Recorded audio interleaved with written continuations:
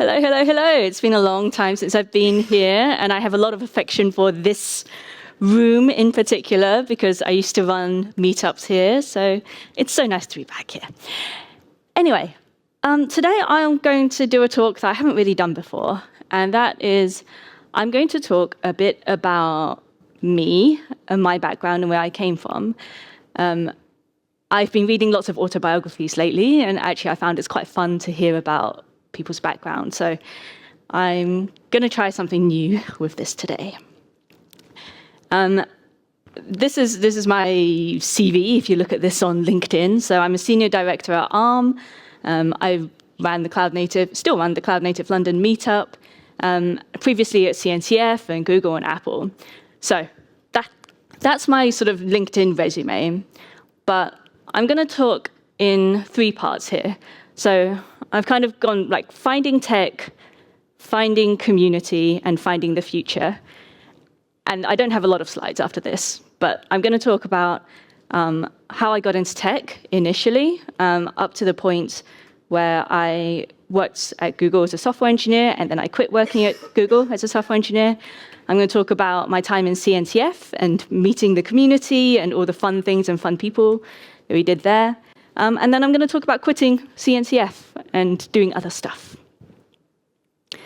Okay, so finding technology. I did not come from any kind of family background of technology. My grandparents were they came from Hong Kong and southern China. They were kind of bakers, a watch repairer, like very, very like poor jobs. My grandmother was one of 18 children, so extremely poor kind of family background. They moved over to the UK in the 1970s with their teenage kids. And my parents, like their families moved separately. My parents met here and grew up here, and I was born here. So my parents are sort of middle class accountants, like very, I would say like comfortable, but not at all like technical or in any kind of technology background or ability to sort of tell me what was going on. So when I was about 14, I would say, I started reading about the cool new hot tech startup. And this was Google, right? Google was like the place where they give you free food and massages, and you do stuff, you code. And it's like, I don't really know what coding is, but I like free food, I like massages, so why not? Seems like a good plan. I'm pretty sure that the first bit of code that I ever wrote was for Neopets. Does anyone remember Neopets? Like this very millennial game where you could build little pages for your Neopets and, little bits of HTML and stuff to show off your Neopets. So that was like early crap internet, like HTML and JavaScript. So I'm pretty sure that's where I started off. I was like, I can do maths, but I'm not great at maths, but I can do this fun stuff with Neopets. And then I was looking at Google, and I was like, okay, Google wants you to have a computer science degree to be a software engineer. Okay, so I went to Cambridge. I was a very academic kid, very like top of my class, did a lot of like piano and violin and ballet, like very, very, high achieving kid. So decided I was going to go to Cambridge, going to go to Google. So that's what I did. I studied very hard. I went into Cambridge, did my computer science degree there. At Cambridge, they told me, as part of the Women in Tech group, they told me, we're going to do a day trip down to Google in London, and you can see the offices, and if you want, you can interview there, and you can do an internship, like interview for an internship there. And they told us this on the morning of the day, right?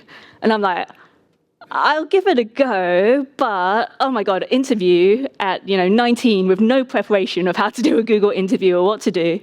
That's pretty scary. So I went in and I sat down and they asked me a question and I bombed, right? I was terrible because you can't go straight into an interview with no preparation and no explanation at all. I think they gave me. That's not true. I think they gave me a laptop at lunchtime and said, look at HackerRank. And that was it. That was the extent of my preparation, was like, look at this website over lunch. So I did not get into Google at that point. That was a pretty harrowing experience. And then A couple of years later, after I graduated, and then I had a friend who worked at Google, and he referred me and did the proper interview, process and preparation, everything. And then I got into being a software engineer at Google. And once I got in, I realized I'm okay at coding. I can code. It's probably not what I wanted to do forever. Perhaps I spent all my time in Google Maps, but perhaps I didn't really find my place there. So I was writing C++ for Google Maps, the search backend, and using Borg at the same time, right? So Borg is how I first got exposure to this idea of, large global scale infrastructure. After a couple of years' time, I realized I wanted to do something a little bit different. And I looked around at different options inside Google, and one of those options was developer advocate. So I talked to the person who was a developer advocate at the time, and he told me, this is great, sounds like you would be good at this, but we have our developer advocates who are female sometimes get really horrible comments under their videos, so you should watch out for that. And I went, okay. And I talked to my manager at the time, and she said, don't be a developer advocate. There is no career path in it. You'll do it, and then that's it. You won't be able to do anything else.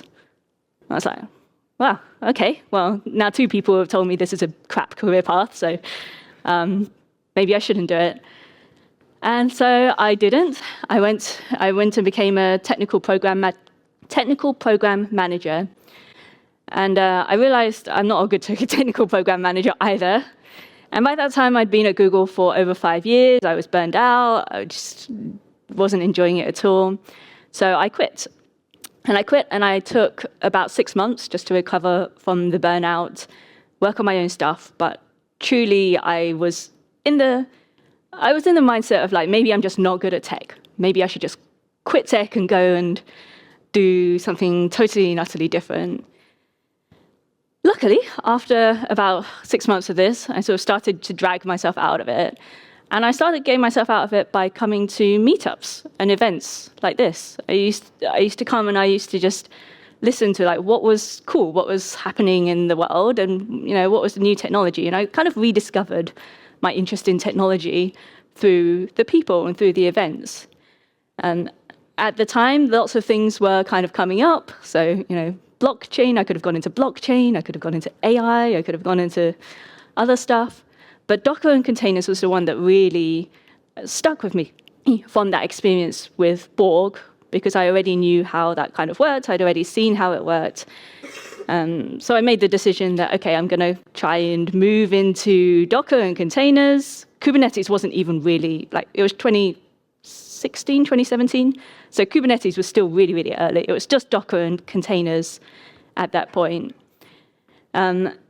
So at that point, I was like, okay, I actually want to try and become a developer advocate anyway, even though people told me that it was not a good idea because I'd get harassed, and people told me that it was not good for my career. And I was like, you know what, I really want to try it anyway.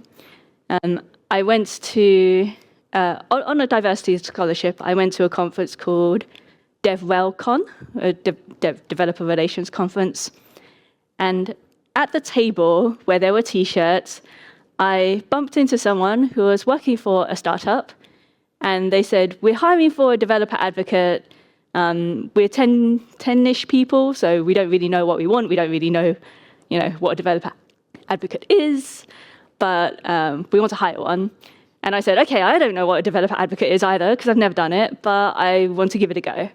And would you give me a shot? And they did give me a shot, and I was amazed that they did this. So I joined this startup. I was employee number 12. Had an absolutely wonderful time there. Really built my connections with the community. I started Cloud Native London while I was there, and given a lot of support to do so. And then, started sort of honing my craft as well of being a public speaker and, being in front of audiences. And at that time, CNCF was still this like kind of, it ran KubeCon, but it wasn't as big as it is now. And somehow I got in touch with CNCF and they told me, yo, you want to be an ambassador? Great. Like, just send us your picture, you can be an ambassador, right? There was no process of like, whatever it is, a twice yearly, like painful paperwork and all these expectations. I was like, no, like we'll take anybody. So that was it. That was just like, oh, here, you can be a CNCF ambassador, done. And that was quite fun as well for a little while. And then I decided like, okay, maybe I actually want to start working in this full time. I had a job offer from AWS as well, from Amazon as a developer advocate.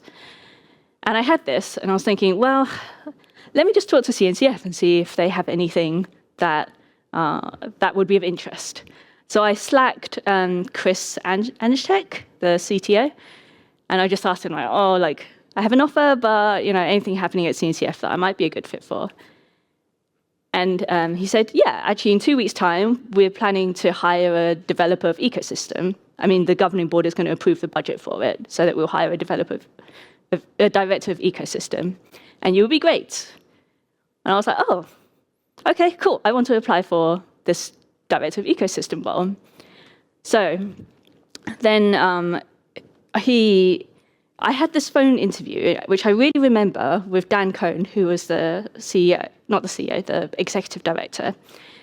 And I remember it because I remember being very nervous about it. I remember waiting to pick up the phone.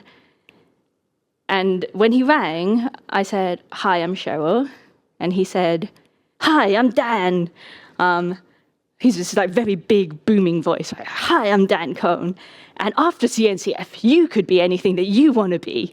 You could be a VC, or you could be start your own startup, or whatever.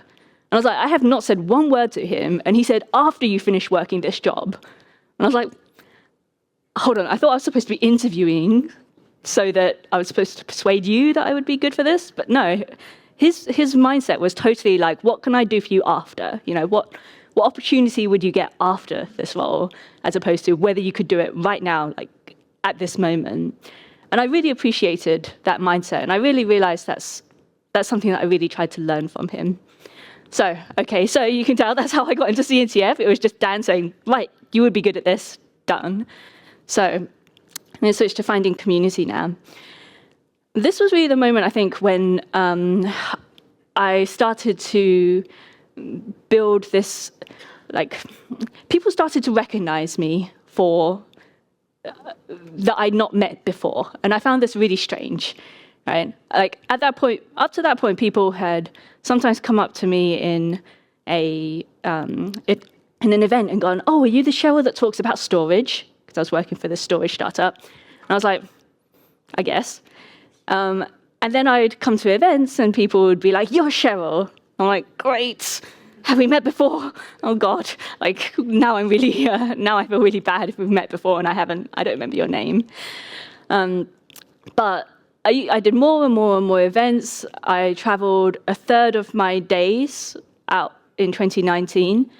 And it was really, really crazy for that time. 2019 was when like Kubernetes and everything was really, really starting to get hot. So I would travel everywhere. I would do keynotes everywhere. I would do 4 flights in a week, and 4 long haul flights, and do one talk and move on and do another talk and do another talk. I'd get off, I would be super jet lagged, get up on stage, like drink coffee, get up on stage, do my talk, get off again and like go back to sleep in my hotel room because I'd be so tired. Or I'd be sick and I'd be like, never mind, I'll just get up and speak and then go. But, on the plus side of this, like I had a lot of fun with people. So I remember Dan loved SoulCycle, which is this like spin class mixed with a bit of cult, like disco, like really heavy thumping disco music and stuff. So I'd have like Dan on one side and I'd have Liz Rice on the other side because like Liz loves cycling as well. And there'd be a person at the front of the class shouting like, like, you're amazing, do this, like, you guys are great, And I also met a lot of people who were, pretty weird and pushy. Like, there was somebody who I was on a panel with, I went up to introduce myself to them, and they were doing a book signing at the time, and they just looked at me. And I was like, "Oh, hi, Cheryl. Like, I'm Cheryl. We're doing a panel together in a little bit. I want to say hello." And they'd just be like, "Have my book," And I'd just be like, "Oh, okay, well, fine." And there was some stuff as well that like people, public-facing stuff, and behind the scenes are totally different. So like Kelsey Hightower, everybody knows he's a wonderful speaker on stage, super relaxed, super natural speaking, appearing. I played a game of DevOps Against Humanity, like Cards Against Humanity with him, for some charity stuff. And he turns out he's rubbish when he's not like on stage like by himself. He's like not a funny guy when he's not on stage. So I love him, by the way. This is not a dig against Kelsey, but I got a lot of like behind the scenes stuff where I was like, oh, like it's really interesting seeing how just some people are totally different. I have to say though, Liz Rice is like exactly as you see her, like, as she is on stage, as she is as a person, like exactly the same. So I was having this crazy life where I was like on the road, meeting all these like celebs, right? Like cloud native celebs. Like just keep moving on and on and on. And then of course, like 2020, pandemic hit, all of this, just fell through the floor immediately. And this was something that I, like everybody else, I was very, very sad about it. But at the same time, I was in a very privileged position because my work was remote anyway. So it wasn't as big an impact to me as it was for a lot of people. So for a year or so, I kept going with it, doing these virtual events, blah, blah, we all remember.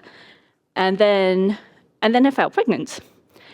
And I talked to my new manager at CNCF, and the response was very, oh, that's great. Yeah, we can find something else for you to do when you come back. I was like, okay, I don't really like get on with this new management style anyway, and I don't really want someone who's thinks that someone who's going to come back is just like, oh, we want to push you to a different role. So I decided that wasn't going to work out. So about 4 months pregnant, I quit CNCF. And no, that's not true. 4 months, I looked for something different. And I found my new role, which was at Apple, just by interviewing with a whole bunch of people that I knew. I just asked them what was happening. And so I went to Apple, and I worked there for 1 month, and then I went on leave, maternity leave, for a year. So we move on to quitting CNCF. They knew this, by the way. I told them during the interview process, like, I'm going to go on leave straight away after I come back. And they said, fine, great. Like, we want you to stay here and do your leave at Apple, and then we want you to come back and, lead the team afterwards. While I was on maternity leave, Arm then got in touch with me, and they said, hey, we're hiring for a senior director of ecosystem role. We want you to come and do this role for us. And I said, okay, I'm not really looking to leave Apple, but fine. Interviewed with them, role was too interesting to pass up, so I took that role as well. Started at Arm, and I was pregnant within 1 month, again, of starting at Arm, which was a little bit awkward, but that's life. So did another sort of 10 months at Arm, did another year of maternity leave, and then came back earlier this year.